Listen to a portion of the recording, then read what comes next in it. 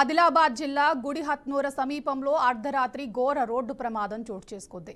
హైదరాబాద్ నుంచి మహారాష్ట్రలోని అమరావతికి వెళ్తున్న ఆరెంజ్ ట్రావెల్స్ కు చెందిన ప్రైవేట్ బస్ అదుపు తప్పి బోల్తా పడింది.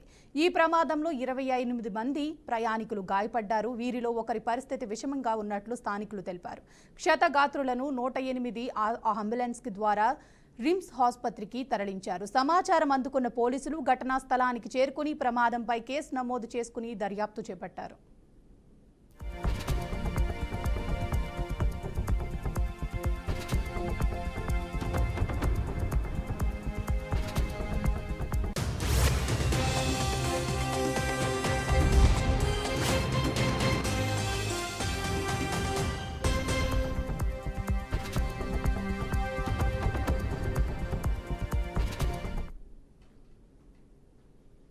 తాడిపత్రిలో మాజీ ఎమ్మెల్యే కేతిరెడ్డి పెద్దారెడ్డిని పోలీసులు శనివారం అరెస్ట్ చేశారు. ఈ అరెస్ట్ రాజకీయంగా ప్రేరితమైనదని పెద్దారెడ్డి వర్గీయులు ఆరోపిస్తున్నారు. ఆయనను బలవంతంగా అరెస్ట్ చేసిన పోలీసులు తాడిపత్రిలో ఉండవద్దంటూ ఆంక్షలు విధించారు. అనంతరం ఆయనను గుర్తు తెలియని రహస్య ప్రాంతానికి తరలించారు. కేతిరెడ్డిపై దాడులు చేసేందుకు ప్రత్యర్థి జేసీ వర్గీయులు సమాయత్తమవుతున్నట్లు సమాచారం. దీంతో ముందస్తుగా చర్య తీసుకున్న పోలీసులు పరిస్థితి అదుపు తప్పకుండా ఉండేందుకు ఈ అరెస్ట్ చేసినట్టు తెలుస్తోంది. కేతిరెడ్డి వర్గం ఈ చర్యను కూటమి ప్రభుత్వ పక్షపాత చర్యగా పేర్కొంటుంది. తమ నాయకుడిపై కుట్ర పన్నారని వారు మండిపడుతున్నారు. ఈ ఘటనపై తీవ్ర ఉద్రిక్తత నెలకొంది.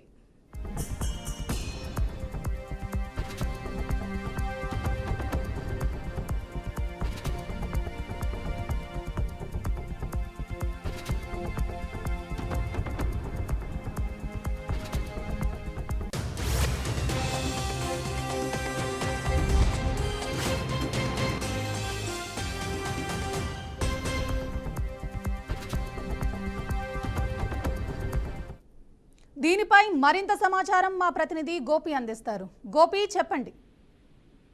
మొత్తం మీద అంటే అనంతపురం తాడిపత్రిలో ఉద్రిక్తలు కొనసాగుతున్నాయి. ఎందుకంటే కేతిరెడ్డి పెద్దారెడ్డికి అదేవిధంగానే జేసీ వర్గానికి పెద్ద ఎత్తున చాలా రోజుల నుంచి కూడా ఒక యుద్ధ వాతావరణం కొనసాగుతున్న నేపథ్యంలో ఇప్పటికే అంటే ప్రభుత్వం మారిన తర్వాత కొన్ని కేసులకు సంబంధించి ఆయన పైన పెద్దారెడ్డి పైన కేసులు నమోదవడం జరిగింది. ఆ కేసుల్లో అంటే జిల్లా బహిష్కరణ చేస్తూ కూడా అప్పట్లో పోలీసు అధికారులు జిల్లా యంత్రాంగం నిర్ణయం తీసుకోవడం జరిగింది. అయితే ఈ మధ్య కాలంలో అప్పుడప్పుడు జిల్లాలోకి అడుగు పెడుతూ కూడా తాడిపత్రికి అప్పుడప్పుడు కూడా వచ్చే ప్రయత్నం చేస్తున్నప్పటికీ కూడా పోలీసుల హెచ్చరికలు అనేది ఇంకా కూడా కొనసాగుతున్నాయి. అయితే అవన్నీ దాటుకొని ఇవాళ మరోసారి రావడానికి కేతిరెడ్డి పెద్దారెడ్డి ఒక నిర్ణయం తీసుకున్న నేపథ్యంలో పోలీసులు ఆయన్ని అరెస్ట్ చేయడం జరిగింది. ఎందుకంటే రెండు వర్గాల నుంచి కూడా పెద్ద ఎత్తున గతంలో గొడవలు జరుగుతున్నాయి. ఒకరినొకరు పరస్పర దాడులు చేసుకున్నారు. అదేవిధంగానే గత ఎన్నికల సందర్భంగా కావచ్చు, అప్పట్లో వైసీపీ ప్రభుత్వంలో అధికారంలో ఉన్న సందర్భంలో కేతిరెడ్డి పెద్దారెడ్డి ఎన్నో రకాలుగా అంటే ఇప్పుడున్నటువంటి జేసీ వర్గీయుల్ని ఎన్నో రకాలుగా ఇబ్బంది పెట్టిన నేపథ్యంలోనే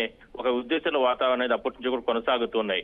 అయితే తాజాగా మరోసారి అలాంటిది రిపీట్ అయిందని అనుకోవచ్చు. అందువల్ల లా అండ్ ఆర్డర్ ప్రాబ్లం వస్తుందన్న ఉద్దేశంతో పోలీసులు ఒక్కసారిగా అంటే అప్రమత్తం అవడం జరిగింది. అందువల్లనే తాడిపత్రిలో ఒక ఉద్రిక్తత కొనసాగుతున్న నేపథ్యంలో కేతిరెడ్డి పెద్దారెడ్డిని అరెస్ట్ చేశారు. ఆయన రహస్య ప్రాంతానికి తరలించడం జరిగింది. మరోవైపు ఒకవేళ కేతిరెడ్డి పెద్దారెడ్డి గాన తాడిపత్రిలో అడుగు పెడితే వెంటనే అతని పైన దాడులు చేసే విధంగా కూడా జేసీ వర్గం కూడా సిద్ధం అవడం జరిగింది. ఇవన్నీ కూడా గ్రహించినటువంటి ఇంటెలిజెన్స్ అధికారులు అదేవిధంగానే ఎస్పీకి ఇచ్చిన నివేదిక ప్రకారం పోలీసులు యాక్షన్ లోకి దిగడం జరిగింది. అందువల్లనే కేతిరెడ్డి పెద్దారెడ్డిని అరెస్ట్ చేయడం జరిగింది. అయితే అక్రమంగా ఈ రకంగా అరెస్ట్ చేయడం కరెక్ట్ కాదంటూ కూడా వైసీపీకి సంబంధించినటువంటి వర్గీయులు పెద్ద ఎత్తున నిరసనలు ఆందోళన చేయడం జరిగింది. అంటే తమ నాయకుడు నియోజకవర్గంలోకి వస్తే మీకు ఎందుకు ఇబ్బందులు, ఎందుకు అంటే అధికారంలో ఉన్న సమయంలో అంటే అప్పుడున్న పరిస్థితుల కారణంగా కేసులు పెట్టారు అంతే తప్ప ఎవరిపైనా కూడా ఉద్దేశపూర్వకంగా అప్పట్లో కేసులు పెట్టలేదు,